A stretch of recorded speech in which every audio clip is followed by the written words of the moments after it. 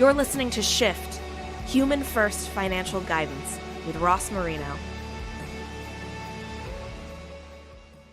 Today, we are shifting the conversation with Dr. Megan McCoy. Hello there. Hi, thanks for having me.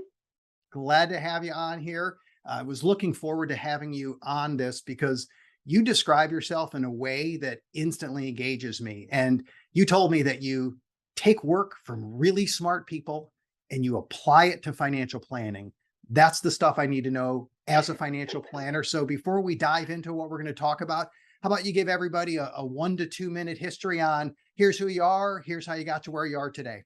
Yeah, so I am a therapist by training. I knew I wanted to be a therapist as a little kid. Just think that Charlie Brown therapy little setting. And I loved it, but I wanted to learn more. So went to my PhD at Georgia and I saw financial therapy and I was like, oh God, I need this. And this is all I want to do with my life. So I got into what's called financial therapy, looking at the intersection between money and well-being. And so I figured out, or many of us figured out, that we have hundreds of years of knowledge on counseling, on how to get people to change their behaviors in the therapy room. And so much of that is applicable to finances. So that's the smart people I've been stealing from. Well, I know as an advisor, I love the psychology aspect. I obviously geek out on it. Enjoying what I'm reading is one thing, but figuring out how to apply it to financial planning, that's of course a whole different level. I know that's what you're doing, and you've got a project that you just did with the FPA, and it sounds like that's part of that. Could you tell us what you're doing there? Yep. So I currently work at Kansas State where I teach in the financial planning department. So even though I'm a therapist, they let me sneak into the financial planning world quite a bit. And that's what I'm interested in. I started as a practitioner and I want to do research that actually has tangible takeaways for planners that they can implement right off the bat. And so I was so lucky that the amazing Carol Anderson and Deanna Sharp, who work with Money Quotient, and as a faculty member invited me on their study by the Financial Planning Association, where we looked at aspects of what about what we do with our clients facilitates trust and commitment in the financial planning realm. What are the questions we need to ask? How important is return on investment? How is important about values and that exchanging of disclosing of your own values and understanding their values?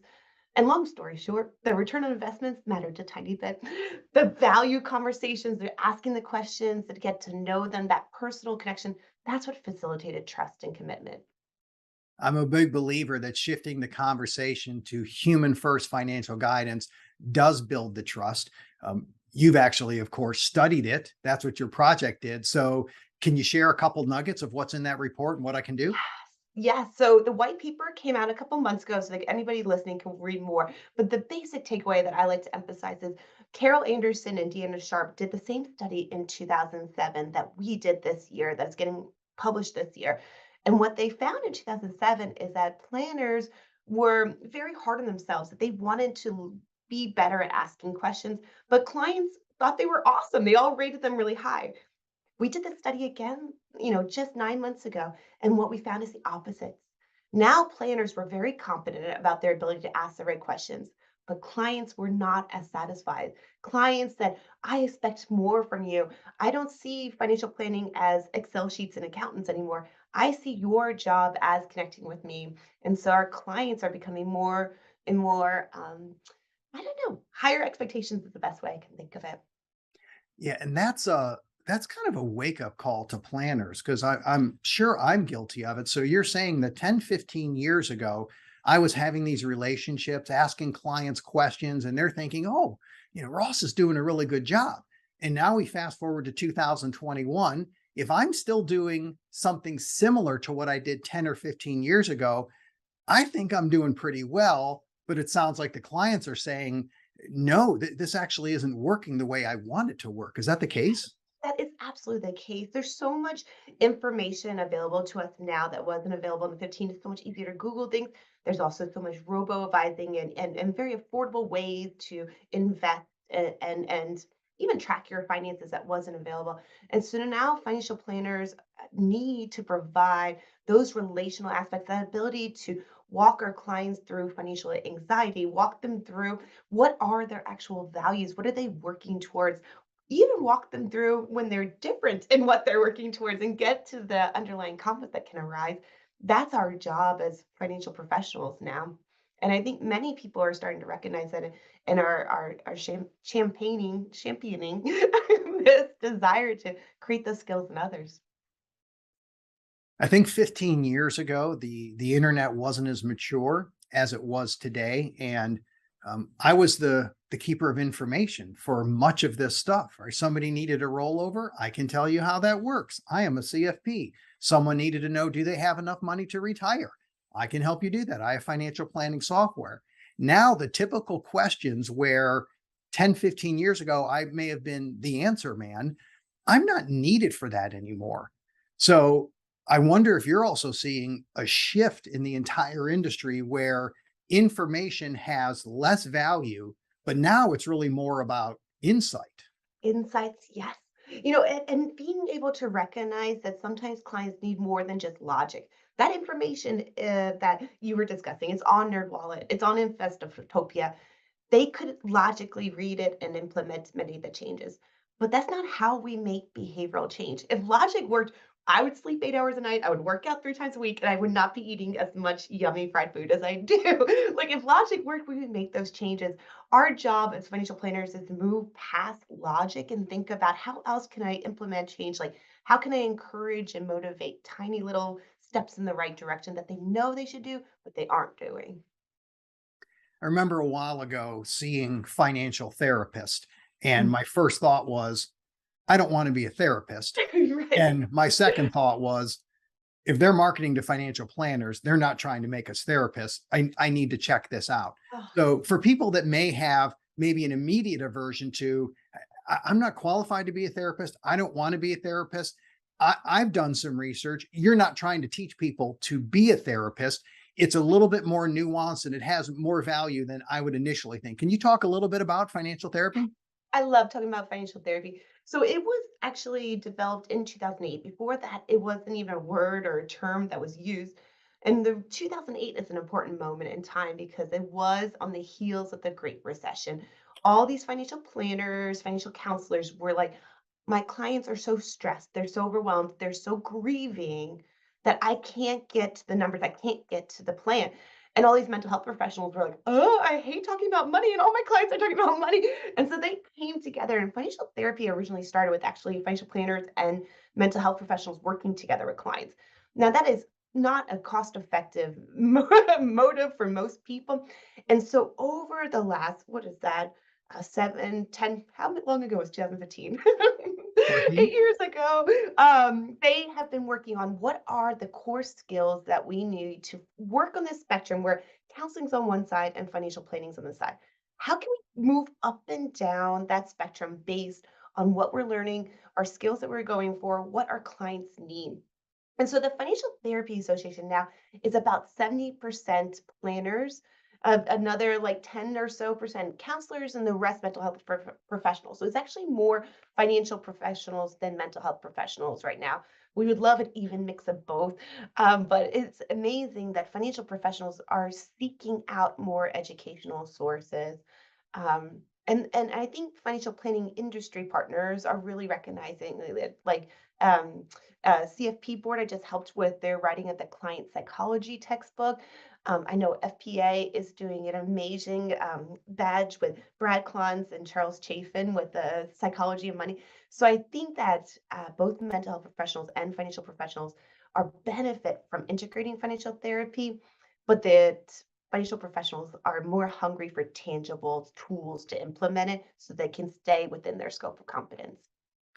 So if I go down the path of financial therapy, what are, say, two or three takeaways or aha moments that planners usually experience as they start learning financial therapy? Yes. I'm going to share mine and hopefully they'll be helpful too. My first one came from a book called Facilitating Financial Health by Brad and Ted Klontz and Rick Taylor. And they have a chapter that says there is no such thing as resistant clients.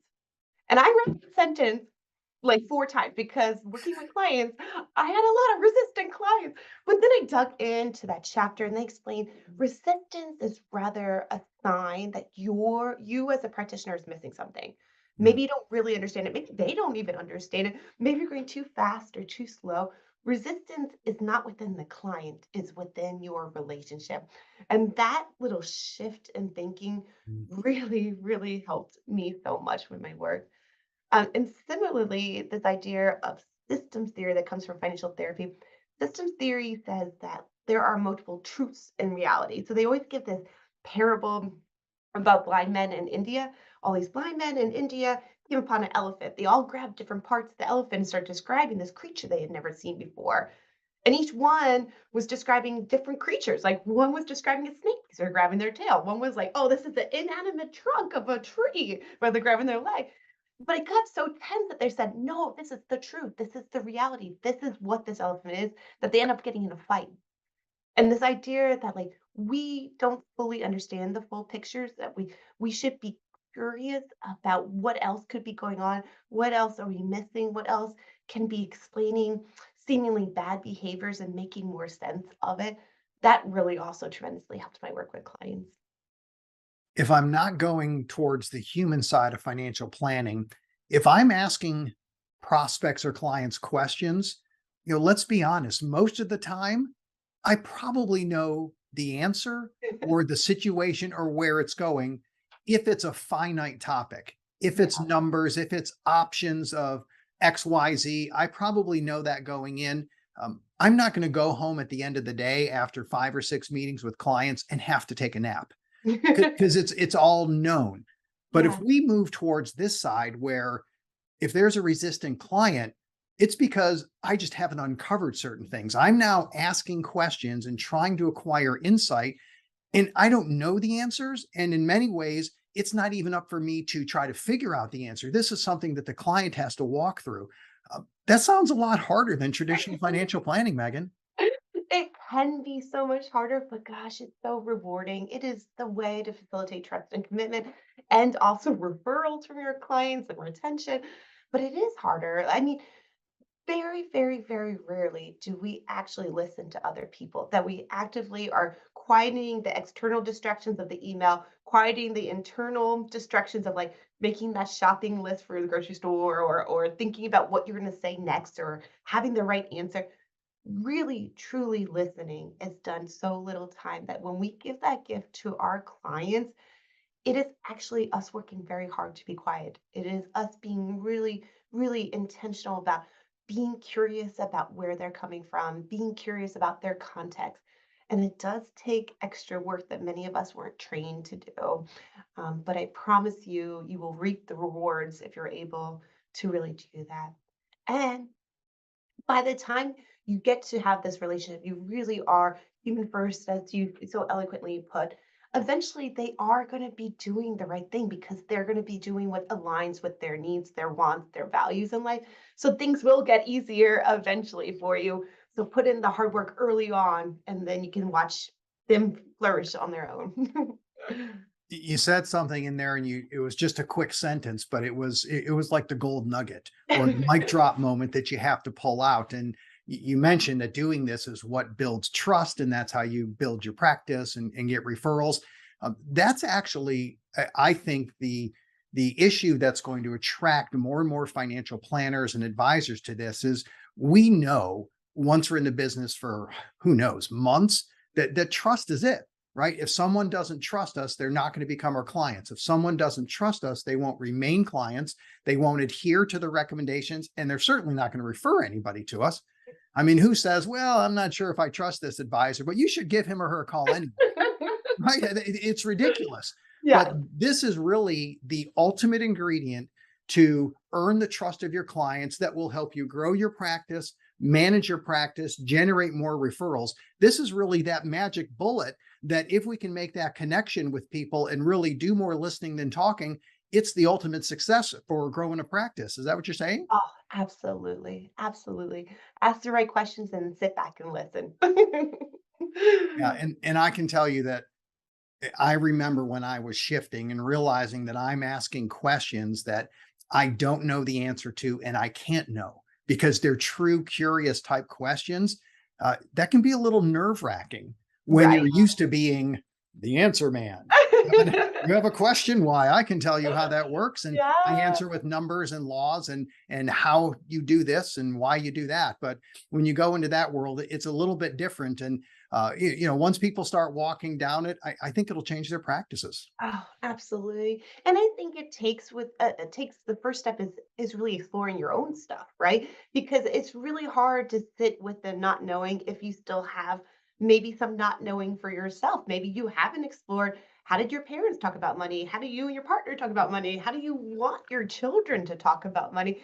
If you haven't done that work, then sitting in the uncomfortableness of not knowing becomes even scarier for us.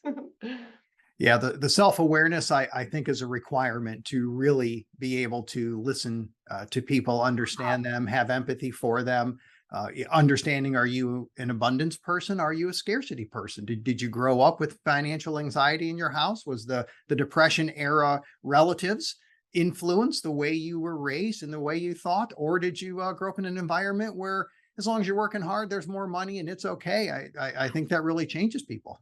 Yeah, just a few months ago, my friends Kenneth White and Kimberly Watkins and I did this paper where we forced financial planning students to go see a financial planner and actually experience what is it like to sit on the other side of the table. What do you want to hear? What do you want to know from that person? And it was amazing reading these responses. Like someone described feeling financially naked. Others talked about vulnerability. Others talked about like I was so stressed and anxious that it was such a relief how personable the financial planner was. These financial planning students who love talking about money, who are predisposed to enjoy talking about money, were so anxious they weren't able to hear the numbers. They weren't able to focus on the financial plan. What they needed was the people. They needed the person to make them feel comfortable, to focus on who they are as a person, to focus on that financial anxiety before doing anything else. And I think sometimes we forget that in a false hope of demonstrating our goodness, our capabilities. Well, I have my reminders, which is the post-it for people who are watching on YouTube. Two words: think, feel. Whenever I think I'm speaking too much, I try to go to what are you thinking and how do you feel? And Oh, what's really neat is, and I've learned this, that when I ask a client how they feel, they actually tell me 100% of the time. So if you ask the question, be ready because they are going to answer and they're going to be genuine about it. And I'm not sure I would have believed that many years ago, but now doing it so frequently, if you shift the conversation and ask somebody what they're thinking and how they're feeling, they're going to let you know. And now you're probably going to get to things that really matter. I love that.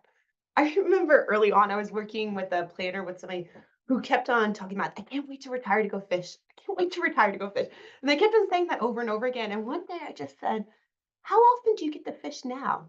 And he's like, once a year. I was like, once a year? You're dedicating 20 years of your life of 40, how many hours in a week? Hundreds of hours on something you do for just 8 hours a year. Like, what else is going to give you life? What else is going to give you fulfillment?